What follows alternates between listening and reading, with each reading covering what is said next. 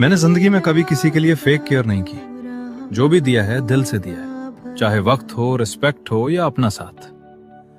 संस्कृत में एक शब्द है हृदय, मतलब दिल से निकली हुई सच्चाई। और जो चीज हृदय से आती है ना, वो कभी झूठी नहीं होती।